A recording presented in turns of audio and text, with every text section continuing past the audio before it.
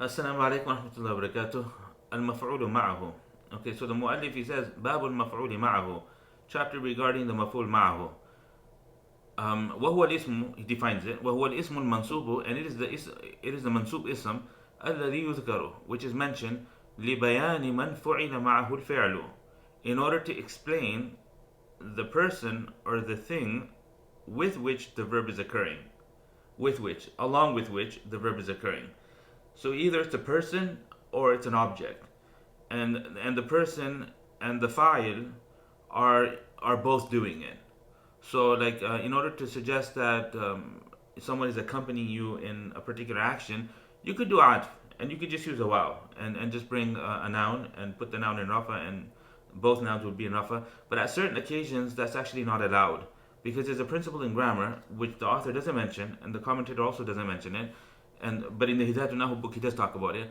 The principle is that ዐṭf on a marfu attached pronoun is prohibited. I'll say that again. ዐṭf on a marfu attached pronoun is prohibited. So if I say I and Zayd came, I'm sort of stuck, because if I say ji'tu wa Zaydun, then I've violated the rule, because I've taken the word Zayd and made it ma'atuf on the two, and that's not allowed, because ዐṭf on a marfu attached pronoun is prohibited unless there's a gap. If there's a gap, then it becomes allowed. ji'tu al-yawma wa Zaydun would be okay. ji'tu al-yawma wa Zaydun would be okay, but ji'tu wa Zaydun is not allowed. So how do you fix that? So either you create a gap, like I just did, but maybe the speaker doesn't want to do that because that's too much meaning, and they don't want the sentence to be longer than needed. Another way to do it would be to pull out an ana and say ji'tu ana wa Zaydun, and now it's okay as well. Ji'tu ana wa Zaydun. Okay, so in order to solve this dilemma, they came up with this thing in the language. It's called Maf'ūl Maʿahu, and they say there's a special waw in the meaning of ma'a, and it means along with. And what you do is you bring your second noun in nasab, and you say ji'tu wa Zaydan, and it literally means I and Zayd came. In other words, I came along with Zayd. So the waw is clear in its meaning of ma'iyya. It's called waw in the meaning of ma'a, and that's primarily why we have it. Okay, there's further discussion, but I think we can continue with the reading. So as far as what it is, it's a mansub ism that's mentioned in order to explain the one along with whom the action is happening, or the action occurs, or is made to happen. In other words, there's a fa'il, and along with the fa'il there's someone else. نحو قولك, like you're saying, جاء الأمير والجيش. The commander came along with the army. So if it was جاء الأمير والجيش, that would have been okay as well. جاء الأمير والجيش. And then he brings an example that the water became level with the stick. In other words, one rose and the other stayed where it was, to the point that the two became level. So this is like in the pre-modern era, I guess, when they were measuring to see if the water levels are rising and there's a flood warning, then they'd stick up a stick and they'd see whether the water rises to the level of the stick. استوى الماء والخشبة. And the commentator is going to give us more examples. وأقول, the commentator says, المفعول معه عند النحاة, according to the grammarians, مفعول معه is the al-ism al-fadla, is the non-essential ism, which is mansub. The non-essential mansub ism, the non-essential ism which is mansub due to a verb or due to something that has within it the meaning of the verb and the letters of the verb. Okay, the meaning of the verb and the letters of the verb. In other words, either a fi'l or a shibhul fi'l. It has to be a fi'l or a shibhul fi'l, and it can't be a dharf. Okay, because the dharf doesn't have the letters of the verb. Okay, does that make sense? Yeah. So الدال على الذات, which suggests an entity التي وقع الفعل بمصاحبتها, in order that indicates. So this mansub ism, this fadla, this non-essential mansub ism, what it does is it indicates an entity with whose companionship an action happens. Al-masbuqu, which is preceded by a particular waw, biwawin tufidu al-ma'iyyata nassan, which is preceded by a particular waw that communicates the meaning of attachment or companionship explicitly. In other words, there's no other possibility. Like, it's very clear its meaning of ma'iyya. It's purposeful. Nassan means purposeful. فَقَوْلُنَا, okay, the commentator is now unpacking the definition. He says, when we say al-ismu What is it? What are we referring to? يشمل المفرد والمثنى والجمع والمذكر والمؤنث. We're talking about all kinds of isms, whether it's singular, dual, plural, masculine, feminine. It doesn't really matter. Obviously, it doesn't matter. There's no, like what else would be understood by the ism? Now, is it sarih only or is it muawwal? So he said, وَمُرَادُ بِهِ الْإِسْمُ الصَّرِيحُ دُونَ الْمُؤَوَّل. What's intended here is an actual ism, not a full sentence that could be understood as an ism like some of the earlier ones. Like in the case of the hal, it didn't have to be an ism sarih. Al-mu'awwal bis sarih is good enough. Over here, that's not the case. It has to literally be an ism sarih. وَخَرَجَ عَنْهُ الْفِعْلُ وَالْحَرْفُ وَالْجُمْلَةُ. So through this clause, three things are excluded. The verb is excluded, the harf is excluded, and also the full sentence is excluded. وَقَوْلُنَا الْفَضْلَ مَعْنَاهُ أَنَّهُ لَيْسَ رُكْنًا مِنَ الْكَلَامِ. By the term fadla, where what's meant by the term fadla is that it is not a primary portion of the sentence. In other words, it's neither a fa'il, nor is it a naib fa'il, nor is it a mubtada, nor is it a khabar. And he says that فَلَيْسَ فَاعِلًا وَلَا مُبْتَدًا وَلَا خَبَرًا وَخَرَجَ بِهِ الْعُمْدَةُ. And through this clause, the essential parts of a sentence are excluded. نحو اشترك زيد وعمر. So over here, Amrun cannot be an ism.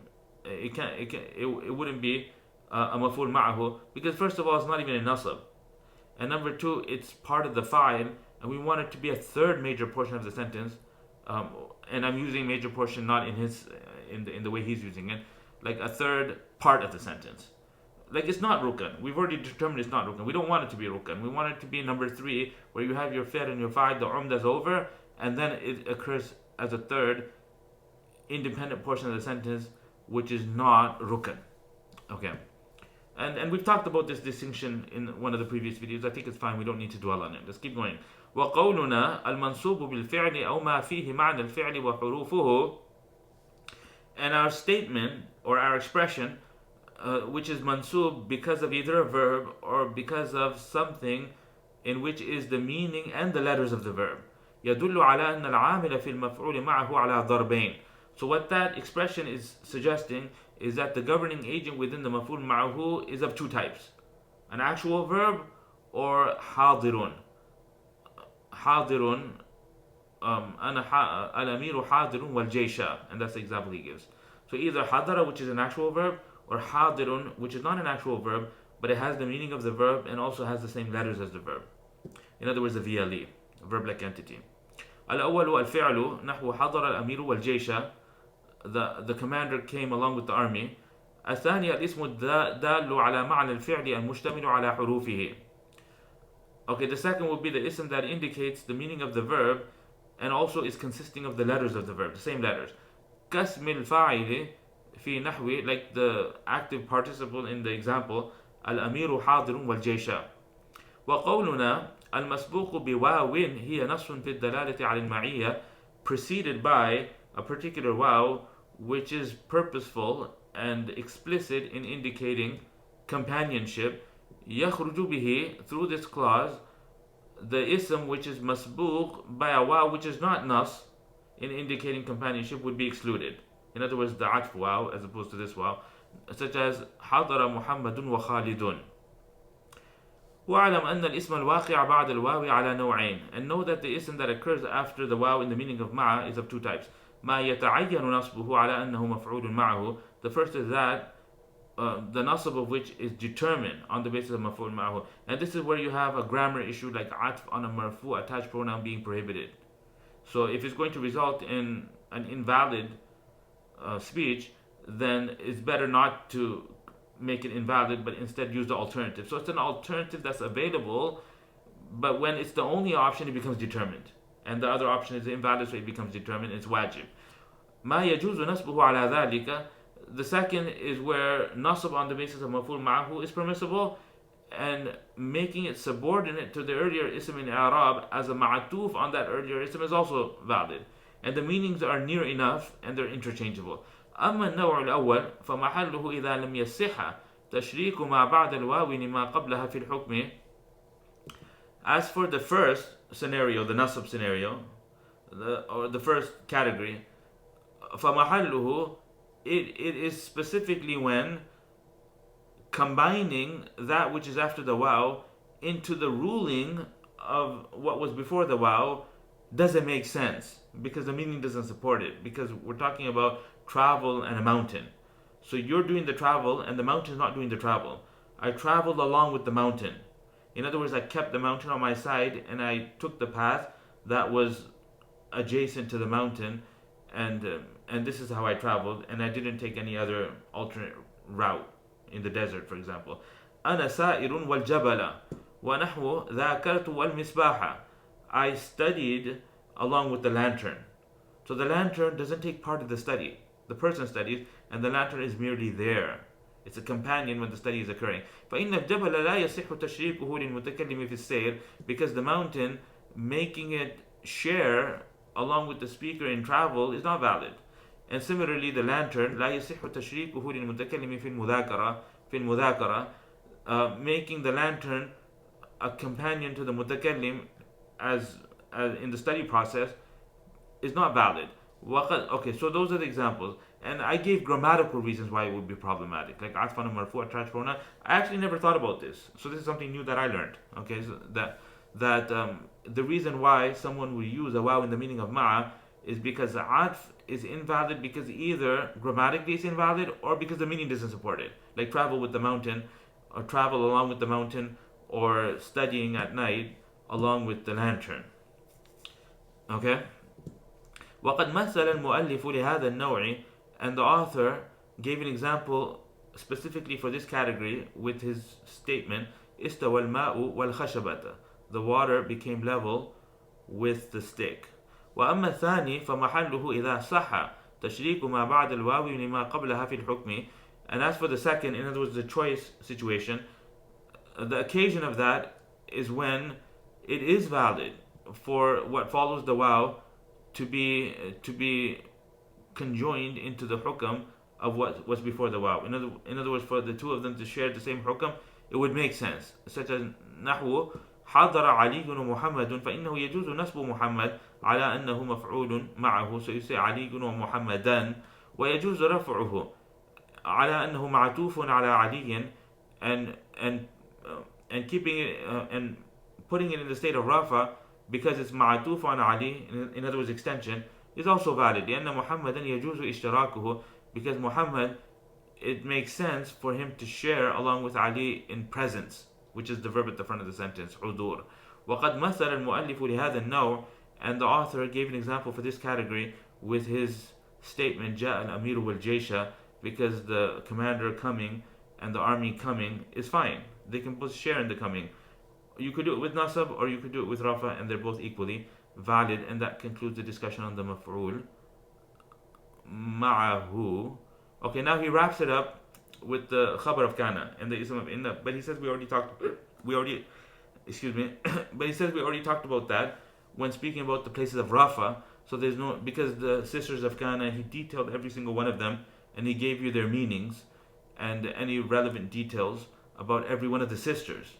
You see, so it's just a mubtada and a khabar that's been abrogated. قال, the muallif, he says, وَأَمَّا خَبَرُ كَانَ وَأَخَوَاتِهَا, as for the predicate of kana and the sisters of kana, وَاسْمُ إِنَّ, and similarly the subject, the primary part of the inna sentence, وَأَخَوَاتِهَا, and the sisters of inna, فَقَدْ تَقَدَّمَ ذِكْرُهُمَا فِي الْمَرْفُوعَاتِ, the mention of these two groups of governing agents has already preceded in the places of rafa. وَكَذَلِكَ التَّوَابِعِ, and similarly the extensions have also all been discussed. فَقَدْ تَقَدَّمَتْ هُنَاكَ, they have occurred already there.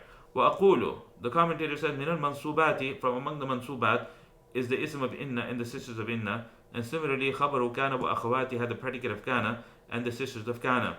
وَتَابِعُ الْمَنْصُوب, and any ism that is subordinate to a mansub, and that can happen in 4 ways, and if you subdivide the ዐطf, then the grand total is 5. It can occur in 5 different ways, including the ዐطف البيان. وَقَدْ تَقَدَّمَ بَيَانُ ذَلِكَ فِي أَبْوَابِهِ, and the explanation of all of that has already preceded in the respective chapters. فَلَا حَاجَةَ بِنَا إِلَىٰ إِعَادَةِ شَيْءٍ مِّنْهُ, so there's no need for us to repeat any of that. And that concludes the discussion on the Maf'ūl Maʿahu, and also the khabar of kana, ism of kana, the khabar of kana and the ism of inna, and the tawabi is all done. And that wraps up the entire category. And now the final couple of pages in the book discuss the makhfudat, the places of jar, and we'll do that in our next video. وآخر دعوانا الحمد لله رب العالمين.